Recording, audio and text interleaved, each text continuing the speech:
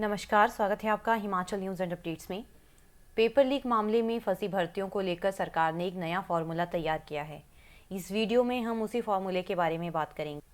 दिव्य हिमाचल की रिपोर्ट के अनुसार भंग किए जा चुके हमीरपुर कर्मचारी चयन आयोग की पेपर लीक जांच में फंसी भर्तियों को लेकर एक नया फॉर्मूला तैयार किया है, जिसमें सरकार सिर्फ उन्हीं भर्तियों को रद्द करने का फैसला लेगी जिसमें पेपर लीक रैकेट जैसी कोई बात मिलेगी।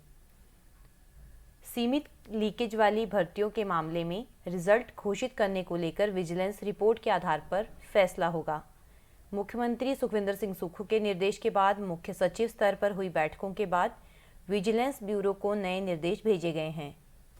निर्देशों के अनुसार जांच एजेंसियों को कहा गया है कि वह सबसे पहले जिन भर्तियों में पद या आवेदक कम हैं उनमें जांच कंप्लीट करें, जैसे कि जेई सिविल भर्ती परीक्षा।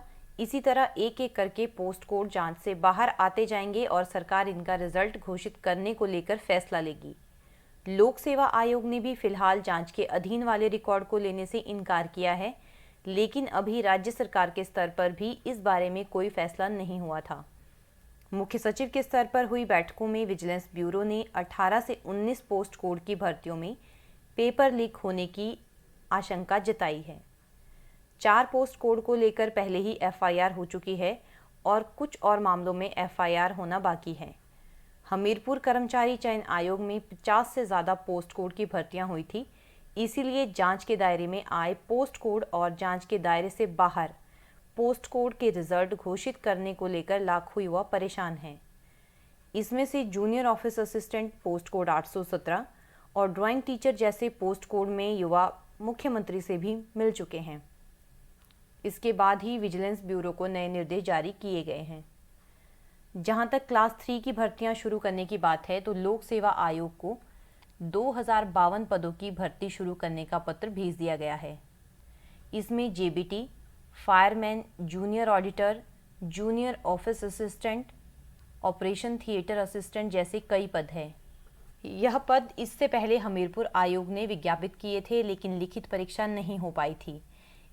इसके अलावा 816 पद ऐसे भी हैं जिन्हें विज्ञापित ही नहीं किया गया था। इन पर भी लोक सेवा आयोग जल्द भर्ती करेगा। इस मामले में मुख्य सचिव प्रबोध सक्सेना का कहना है कि पेपर लीक के मामलों में जांच एजेंसी का संतुष्ट होना जरूरी है। हमारे सामने 3 तरह की परिस्थितियां हैं। पहली परिस्थिति में ऐसे मामले हैं जहां रिजल्ट घोषित होने के बाद लोग नौकरी लग चुके हैं और अब पेपर लीक मिल रहा है। दूसरी परिस्थिति यह है कि पेपर लीक है लेकिन रिजल्ट नहीं आया है, और तीसरी परिस्थिति सिर्फ पेपर लीक के संदेह की है। तीनों ही परिस्थितियों में कैसे आगे बढ़ना है यह जांच एजेंसी को बता दिया गया है। रिजल्ट का इंतजार कर रहे युवाओं की चिंता से सरकार वाकिफ है। हमें आशा है कि सरकार इस फॉर्मूले पर गंभीरता से काम करेगी और लाखों अभ्यर्थियों की परेशानी दूर होगी।